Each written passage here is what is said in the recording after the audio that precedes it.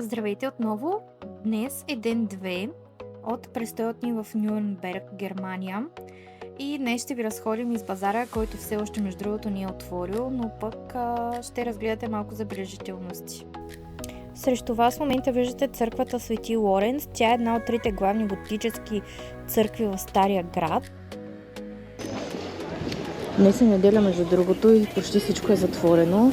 От базара те първа почнаха да отварят някакви сергии, но като цяло явно днеска е тип почивен ден. Нещо поне ще ви разходим. Отиваме да пазаруваме, между другото, защото нощ се прибрахме късно. Сега ще отиваме да си вземем нещо от супермаркета. В случая търсим Lidl, защото нищо друго не работи днес. Така че сме на обикол, където има много красиво местенце за кафе. Мога да пием по една вода.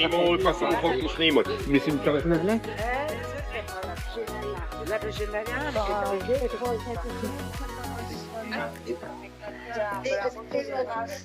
Вечер ще разходим повече, но сега също може да разглеждате с нас. Ще започна първо и с малка история на града. За първи път се споменава през около 1050 година, като между другото и до ден днешен се знае като градът на пазарите или на пазарите. Даже 2 пъти в седмицата правят различни пазари, било то за автомобили или други ръчно направени неща. Така че наистина си заслужава да се разгледа.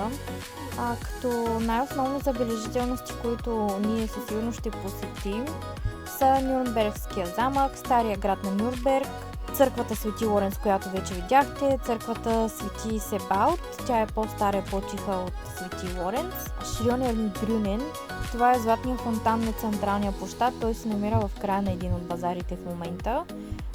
Хаптмаркт е главния площад, там е и всъщност останалата част от големия базар, като в същевременно ще посетим няколко музеи, включително и операта, която по-късно ще минем през нея. Наистина има доста места за обикаляне и ще ви дам няколко трика как да ги разгледате по-евтино и по-бързо. Относно кухня, мисля, че всички знаем, разбира се, техните печени наднички. Това е Нюрнбергския Братвурст. Той, между другото, го има почти на всяка сергия в базара, така че определено ще го видите на доста места. Относно цени, пак в близките ключчета ще видите, но между 3 евро до 7-8 евро стига, като те са едни такива манички франзелки от буквално Lidl и сложили този Братвурст вътре.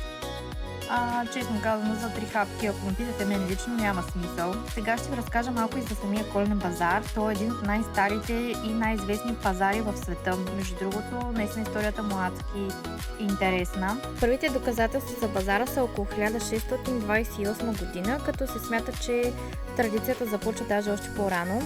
Това е една от най-дългите интересни истории относно коледни базари в Европа. Това е един от най-посещаваните коледни базари в света и е посещаван от милиони туристи. Наистина беше фул. Както виждате и тук в момента, това влакче беше около 10 евро на човек. Мислих се да идем, но по едно време си казах, че няма смисъл. Казват, че се обикаля целия град, но всъщност не обикаля целия град.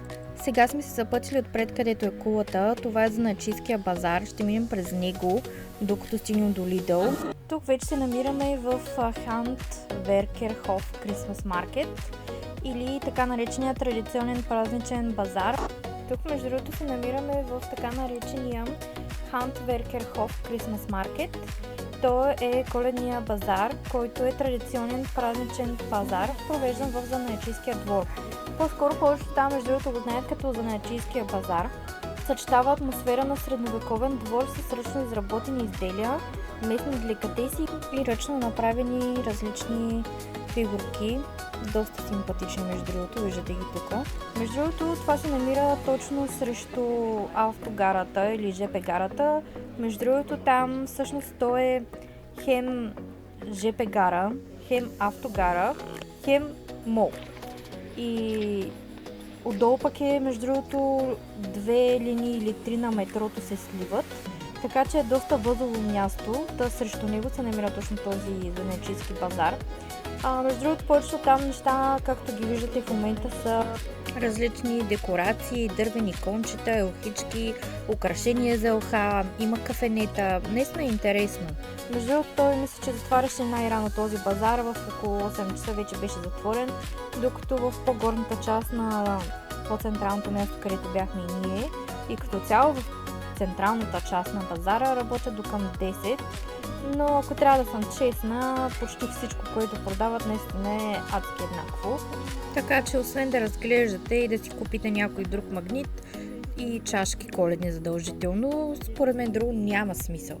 Аз съм така, като ходя на други места, чаши си взимам, магнити задължително и обикаляме адски много, защото реално ние сме там да видим града, не толкова да ходим да пием, да ядем, неща, които за мен лично не са приоритет по абсолютно никакъв начин. За мен е важно да разглеждам.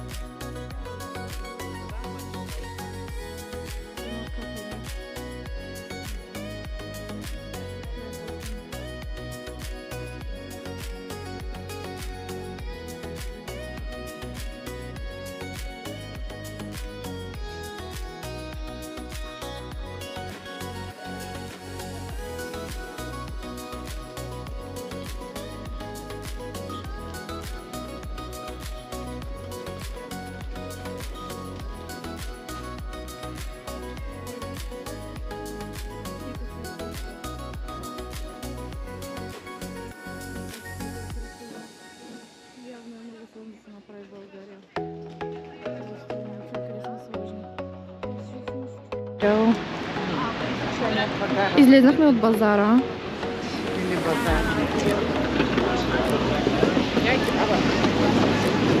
Страшно красота.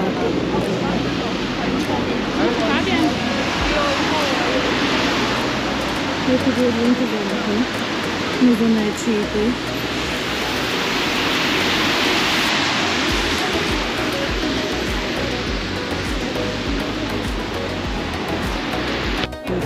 Ще ви разкажа за ултра лошото си преживяване в Lidl. Всеки тук те бута, всеки те тряска, минава през теб. Не знам дали защото повече са чужденци. Доста чернокожи хора има, което не очаквах. Но наистина, накрая на картата ни също не ни я прие, не мога да разбера защо. 2-3 карти пробвахме. Много странна работа, но единствения плюс е, че картата ви на Lidl Plus важи тук, за разлика от Унгария, там ни я приемат. Така че може да хваните някое намаление.